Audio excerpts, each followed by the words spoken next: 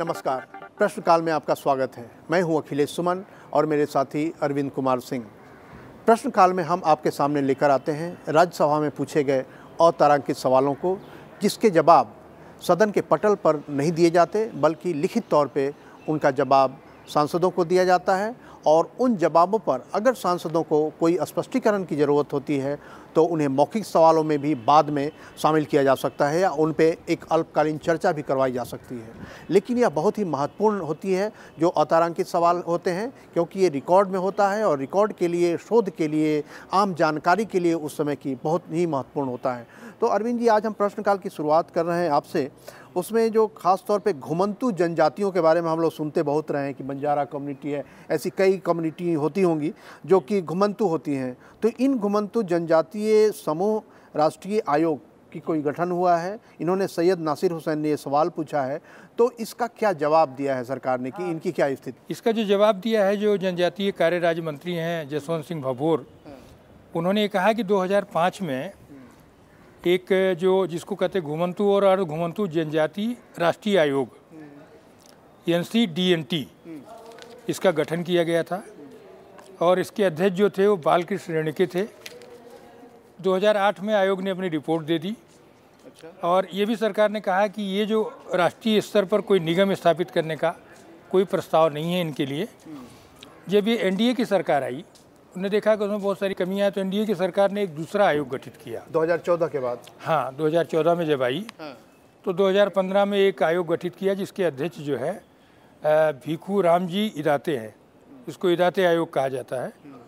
तो इसने 8 जनवरी 2018 को अपनी रिपोर्ट प्रस्तुत की है।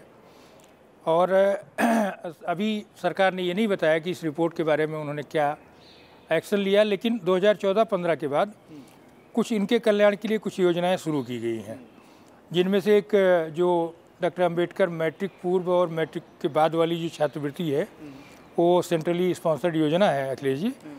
इसको संशोधित किया गया है इनके लिए। और इसी तरीके से बालकों और बालिकाओं के लिए छात्रावासों के निर्माण की एक नानाजी देशमुख योजना है, इसमें इनको शामिल किया गया। और कौशल विकास में सहायता जैसे कुछ और चीज़ों को शामिल किया गया है। तो इस तरह कुछ कदम तो उठे हैं, लेकिन बृहत स्तर पर अगर आप पुनर्वास की बात करेंगे अखिलेश जी, तो अभी हमको लगता है कि ये आयोग जो है जिसकी रिपोर्ट दी गई है, इस पे संभवतः कुछ अभी और सरकार इस पर विचार कर रही है, जो इसलिए आगे आने वाले समय में पता चलेगा। तो अभी घुमंतू जातियों से अखिलेश जी हम लोग इसरो पे आते हैं, जो कि अपने आप में एक वैश्विक स्तर पर एक रिकग्नाइज एक बहुत बड़ी संस्था बन चुका है। उसके आगामी मिशनों के लिए क्या धनराशि दी जा रही है, क्या है? ये अनुभव मोहंती जी का सवाल है, क्या जवाब है इसका? अनुभव मोहंती का सवाल ये है कि क्या यह सच है कि इसरो अगले 3 साल के अंदर 50 से ज़्यादा प्रोजेक्ट शुरू करने जा रही है, मिशन उसको बोलते हैं। और उसके अलावा उनका सवाल ये है कि अगले साल मतलब 2019 में क्या लक्ष्य है और उस पर खर्च कितना आने की संभावना है। तो ये सारे सवाल हैं। सरकार ने कहा है कि निश्चित तौर पे अभी जो हमने देखा है कि पिछले 2 सालों के अंदर इसरो ने काफ़ी उत्कृष्ट काम किया है और उसमें कई सेटेलाइट छोड़े जाने के अलावा चंद्रयान पे काम हुआ, मंगलयान पे काम हुआ, गगनयान पे की बनाई गई है योजना पूरी तरह से। तो इसरो लगातार, मुझे लगता है कि इसरो ने एक गति प्राप्त की है और वो गति रॉकेट की गति से अभी इसरो आगे बढ़ रहा है। सरकार ने ये कहा है कि अगले 3 साल में इसरो को 50 से ज़्यादा मिशन संचालित करने हैं, मतलब 50 से ज़्यादा प्रोजेक्ट करने हैं। वो प्रोजेक्ट में, इसरो के प्रोजेक्ट में निश्चित तौर पे सेटेलाइट छोड़ा जाना, गगनयान, चंद्रयान, मंगलयान जैसे उपग्रह छोड़े जाना, ये सारे शामिल हैं। इसका पूरी तरह से सरकार ने अभी तक खुलासा नहीं किया है, जो संभव भी नहीं होता है। एक्चुअली उसको जारी करने के, मिशन के शुरू होने के कुछ दिन पहले इसे बताया जाता है ताकि उसकी सफलता सुनिश्चित की जा सके। तो इसरो ने, सरकार ने यह भी जवाब दिया है कि अगले साल मतलब 2019 में 22 मिशन का लक्ष्य रखा गया है। 22 प्रोजेक्ट को पूरा करने का इसरो ने लक्ष्य रखा है। और सरकार ने यह भी कहा है कि हमने इसरो के बजट को बढ़ाया है और अगर 2017-18 और 2018-19 के बीच देखें बजट में, तो बजट में तकरीबन 1700 करोड़ के करीब सरकार ने बढ़ोतरी की है पिछले साल की तुलना में इस साल। तो ये कहें कि सरकार ने जिस तरीके से विज्ञान और उसके प्रगति और प्रौद्योगिकी के विकास में और ख़ास करके स्पेस में, आप जानते हैं कि हमने दक्षिण एशिया सार्क सेटेलाइट चलाने की कोशिश, साउथ एशिया सेटेलाइट शुरू किया और साउथ एशिया सैटेलाइट में तकरीबन जो हमारे सभी पड़ोसी देश से शामिल हो गए हैं, एक पाकिस्तान को छोड़ के एक विश्व शक्ति बन गए हैं। हाँ, एक उस मामले में कहें कि बहुत बड़ी ताकत हम बन रहे हैं स्पेस टेक्नोलॉजी के मामले में। तो अगला सवाल अरविंद जी मैं आपसे करता हूँ, मेडिकल कॉलेजों में रैगिंग के मामले, लगातार ये बातें आती हैं कि रैगिंग की समस्या बढ़ती जा रही है और ख़ास करके तकनीकी जो संस्थाएं हैं, मेडिकल कॉलेज, इंजीनियरिंग कॉलेज, उसमें रैगिंग की काफ़ी मामले आते हैं। छाया वर्मा, विशंभर प्रसाद निषाद और चौधरी सुखराम सिंह यादव का सवाल है कि रैगिंग को रोकने के लिए सरकार क्या कर रही है? बिल्कुल अखिलेश जी, आपने ठीक कहा। ये जो रैगिंग का मामला है, इस पर अगर आप देख रहे होंगे पिछले कुछ सालों से लगातार सरकार की ओर से, शैक्षिक संस्थाओं की ओर से जो प्रयास किए गए हैं, उनमें निश्चित तौर पर जो उच्च शिक्षा संस्थान है, विश्वविद्यालयों वगैरह में थोड़ी कमी इसमें आई है और छात्र भी काफ़ी जागरूक हुए हैं। लेकिन जो आपने कहा टेक्निकल जो और मेडिकल जो एजुकेशन है, उसमें रैगिंग का जो आंकड़ा दिख रहा है इसमें अखिलेश जी, वो निश्चित तौर पर ये अभी चिंताजनक मामला है।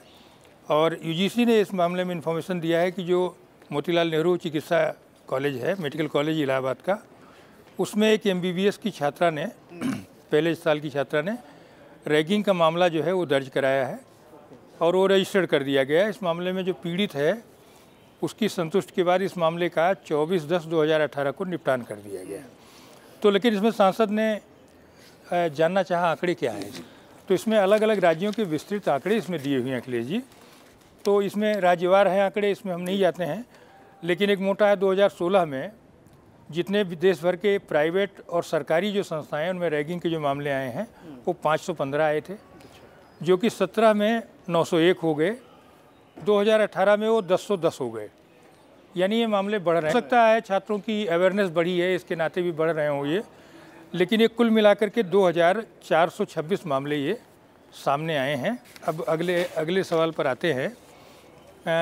वो आपके विदेश मामलों पर आपको बहुत ज्ञान है और ये NRI पतियों की जो परित्यक्ता महिलाएं हैं उनकी शिकायतों को लेकर के कनिमोझी जी का सवाल है, ये क्या जवाब है इसमें? हाँ, निश्चित तौर पे ये काफ़ी अहम सवाल है और एक बड़ी समस्या के रूप में सामने आई है। पिछले अगर 10 सालों में देखें तो NRI के साथ वैवाहिक संबंध बनाने की, शादियां करने की एक तो संख्या बढ़ी है और जानते हैं कि हमारे देश में, हाँ, हमारे देश में एक परंपरा है सेटल मैरिज का, जहाँ की परिवार तय करते हैं और परिवारों की रुचि होती है कि जो बाहर कई राज्यों में ऐसी काफ़ी मामले आए हैं। तो उसमें सरकार ने एक कहा है, जवाब दिया है कि सुप्रीम कोर्ट में एक केस दायर हुआ था स्मिता कुदैसिया और अन्य लोगों के द्वारा।